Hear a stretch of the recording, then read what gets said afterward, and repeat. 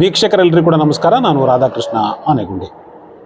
2024ರಲ್ಲಿ ನಡೆಯುವ ಲೋಕಸಭಾ ಎಲೆಕ್ಷನಲ್ಲಿ ಮತ್ತೊಂದು ಬಾರಿಗೆ ನನಗೆ ಟಿಕೆಟ್ ಸಿಗಲಿದೆ. ಕೊಡಗು ಮೈಸೂರು ಲೋಕಸಭಾ ಕ್ಷೇತ್ರದಿಂದ ನಾನೇ ಸ್ಪರ್ಧಿಸುತ್ತೇನೆ ಅನ್ನುವ ವಿಶ್ವಾಸದಲ್ಲಿ ಪ್ರತಾಪ್ ಸಿಂಹ ಅವರಿದ್ದಾರೆ. ಈ ನಿಟ್ಟಿನಲ್ಲಿ ಪ್ರಯತ್ನವನ್ನು ಮುಂದುವರಿಸಿರುವ ಅವರು ತಾನು ಈ ಹಿಂದಿನ ಅವಧಿಯಲ್ಲಿ ಮಾಡಿದ ಸಾಧನೆಗಳ ಕುರಿತ ವರದಿಯೊಂದನ್ನು ಪಕ್ಷದ ಹೈಕಮಾಂಡ್ ಸೇರಿದಂತೆ ಅನೇಕ ನಾಯಕರಿಗೆ ತಲುಪಿಸುತ್ತಿದ್ದಾರೆ. ಕ್ಷೇತ್ರಕ್ಕೆ ನಾನೇನು ಮಾಡಿದ್ದೇನೆ ಅನ್ನುವುದನ್ನು ಮತದಾರರಿಗೆ ವಿವರಿಸುವ ಮುನ್ನ ಈ ಸಾಧನೆಯ ಪಟ್ಟಿಯನ್ನು ಸಂತೋಷ್ ಜಿ ಸೇರಿದಂತೆ ಅನೇಕರ ಮನೆ ಬಾಗಿಲಿಗೆ ಹೋಗಿ ತಲುಪಿಸಿ ಬಂದಿದ್ದಾರೆ. ಹಾಗೆ ನೋಡಿದರೆ ರಾಜ್ಯದ ಸಂಸದರ ಪೈಕಿ ಪ್ರತಾಪ್ ಸಿಂಹ ಅವರು ಸಾಕಷ್ಟು ಒಳ್ಳೆಯ ಕೆಲಸಗಳನ್ನು ಮಾಡಿದ್ದಾರೆ ಅನ್ನುವ ರಿಪೋರ್ಟ್ಗಳಿದೆ. ರೈಲ್ವೆ ಇಲಾಖೆಯ ಕೆಲಸ ಇರಬಹುದು, ಮೈಸೂರನ್ನ ಪ್ರವಾಸೋದ್ಯಮ ಕ್ಷೇತ್ರವಾಗಿ ಅಭಿವೃದ್ಧಿಪಡಿಸುವ ನಿಟ್ಟಿನಲ್ಲೂ ಕೂಡ ಅವರು ಸಾಕಷ್ಟು ಕೆಲಸಗಳನ್ನು ಮಾಡಿದ್ದಾರೆ. ಆದರೆ ಕೊಡಗಿನ ವಿಚಾರಕ್ಕೆ ಬಂದರೆ ಮಾತ್ರ ಪ್ರತಾಪ್ ಸಿಂಹ ಅವರ ಸಾಧನೆ ಏನೇನು ಸಾಲದು. ಯಾವಾಗ ಪ್ರತಾಪ್ ಸಿಂಹ ಅವರು ನಾಯಕರ ಮನೆ ಬಾಗಿಲಿಗೆ ಹೋಗಿ ತನ್ನ ರಿಪೋರ್ಟ್ ಕಾರ್ಡ್ ಅನ್ನ ಕೊಡುವ ಕೆಲಸ ಮಾಡಿದ್ರು, ಆಗ್ಲೇ ಒಂದು ಅನುಮಾನದ ವಾಸನೆ ಶುರುವಾಗಿತ್ತು. ಪ್ರತಾಪ್ ಸಿಂಹ ಅವರಿಗೆ ಈ ಬಾರಿ ಟಿಕೆಟ್ ಇಲ್ಲ ಅಂತ. ಅದಕ್ಕೆ ಸಾಕ್ಷಿ ಅನ್ನುವಂತೆ ಬೆಂಗಳೂರು ಉತ್ತರ ಲೋಕಸಭಾ ಕ್ಷೇತ್ರದಿಂದ ಅಂದ್ರೆ ಸದಾನಂದ ಗೌಡ ಅವರು ತೆರವು ಮಾಡಲಿರುವ ಬೆಂಗಳೂರು ಉತ್ತರ ಲೋಕಸಭಾ ಕ್ಷೇತ್ರದಿಂದ ಪ್ರತಾಪ್ ಸಿಂಹ ಅವರು ಸ್ಪರ್ಧಿಸುತ್ತಾರೆ ಅನ್ನುವ ಸುದ್ದಿಗಳು ಬಂದಿತ್ತು. ಜೊತೆಗೆ ಒಕ್ಕಲಿಗರೇ ಹೆಚ್ಚಿನ ಪ್ರಾಬಲ್ಯವನ್ನು ಹೊಂದಿರುವಂತಹ ಬೆಂಗಳೂರು ಉತ್ತರ ಲೋಕಸಭಾ ಕ್ಷೇತ್ರದ ಟಿಕೆಟ್ ಪಡೆಯುವ ನಿಟ್ಟಿನಲ್ಲಿ ಪ್ರತಾಪ್ ಸಿಂಹ ಅವರು ಪ್ರಯತ್ನವನ್ನು ಮಾಡಿದ್ದು ಕೂಡ ಸುಳ್ಳಲ್ಲ. ಇವೆಲ್ಲ ಮುಗಿದು ಇದರ ಮುಂದುವರಿದ ಭಾಗ ಅನ್ನುವಂತೆ ಪ್ರತಾಪ್ ಸಿಂಹ ಅವರಿಗೆ ಈ ಬಾರಿ ಟಿಕೆಟ್ ಇಲ್ಲ. ಅಲ್ಲಿ JDSನಿಂದ ಸಾರಾ ಮಹೇಶ್ ಅವರು ಬಿಜೆಪಿಯ ಚಿಹ್ನೆಯೊಂದಿಗೆ ಸ್ಪರ್ಧಿಸಲಿದ್ದಾರೆ ಅನ್ನುವ ಸುದ್ದಿ ಬಲವಾಗಿ ಕೇಳಿ ಬರಲಾರಂಭಿಸಿದೆ. ಜೊತೆಗೆ ಇಂತಹುದೊಂದು ತಂತ್ರಗಾರಿಕೆಯ ಹಿಂದೆ ಮಾಜಿ CM ಯಡಿಯೂರಪ್ಪ ಅವರಿದ್ದಾರೆ ಅನ್ನುವಂಥದ್ದು ಈಗ ಗೊತ್ತಾಗಿದೆ. ಹೌದು, ಪ್ರತಾಪ್ ಸಿಂಹ ಅವರಿಗೆ ಕೊಡಗು ಮೈಸೂರು ಲೋಕಸಭಾ ಕ್ಷೇತ್ರದ ಟಿಕೆಟ್ ಈ ಬಾರಿ ಸಿಗೋದು ತುಂಬ ಕಷ್ಟ ಇದೆಯಂತೆ. ಅದಕ್ಕೆ ಕಾರಣ JDS BJPಯ ಮೈತ್ರಿ. ಹೌದು, JDS ಮತ್ತು BJPಯ ಮೈತ್ರಿ ಆಗಿರುವ ಕಾರಣದಿಂದ ಈಗಾಗಲೇ ಚಿಕ್ಕಮಗಳೂರಿನ CT ರವಿ, ಹಾಸನದ ಪ್ರೀತಮ್ ಗೌಡ ಸಂಕಷ್ಟಕ್ಕೆ ಸಿಲುಕಿದ್ದಾರೆ. ಮುಂದುವರಿದ ಭಾಗವಾಗಿ ಇದೀಗ ಪ್ರತಾಪ್ ಸಿಂಹ ಅವರಿಗೂ ಕೂಡ ಈ ಮೈತ್ರಿಯ ಬಿಸಿ ತಟ್ಟಲಾರಂಭಿಸಿದೆ. ಮಂಡ್ಯ, ಹಾಸನ, ತುಮಕೂರು, ಕೋಲಾರ ಈ 4 ಕ್ಷೇತ್ರಗಳ ಪೈಕಿ 3 ಕ್ಷೇತ್ರಗಳು JDS ಪಾಲಾಗಲಿವೆ. ಇದರೊಂದಿಗೆ ಈಗಾಗಲೇ BJP ನಾಯಕರ ಕೈ ಸೇರಿರುವ ವರದಿಗಳ ಪ್ರಕಾರ ಒಂದು ವೇಳೆ ಪ್ರತಾಪ್ ಸಿಂಹ ಅವರೇ ಈ ಬಾರಿ ಕೊಡಗು ಮೈಸೂರು ಲೋಕಸಭಾ ಕ್ಷೇತ್ರದಿಂದ ಕಣಕ್ಕೆ ಇಳಿದದ್ದೇ ಆದರೆ ಸೋಲು ಕಟ್ಟಿಟ್ಟ ಬುತ್ತಿ ಎನ್ನಲಾಗಿದೆ.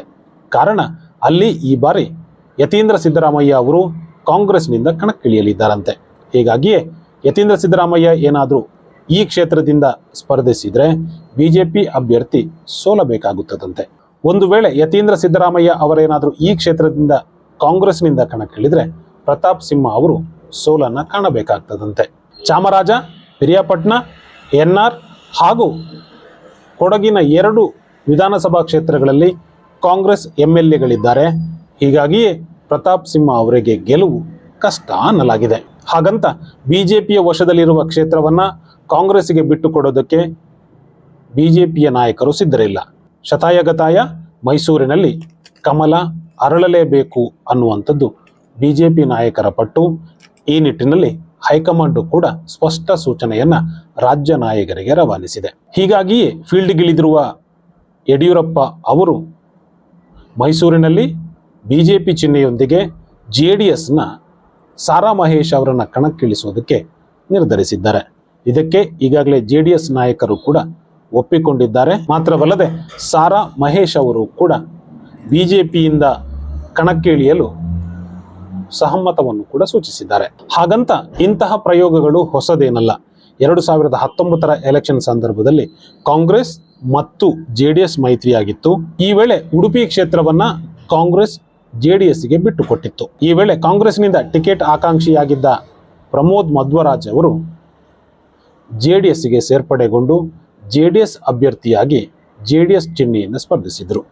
ಕಾಂಗ್ರೆಸ್ನ ಪ್ರಮೋದ್ ಮಧ್ವರಾಜ್ ಅವರು ಆಗ JDS ಮತ್ತು ಕಾಂಗ್ರೆಸ್ನ 2 ಶಾಲನ್ನು ಹಾಕಿಕೊಂಡು ವೈರಲ್ ಆಗಿದ್ದರು ಕೂಡ.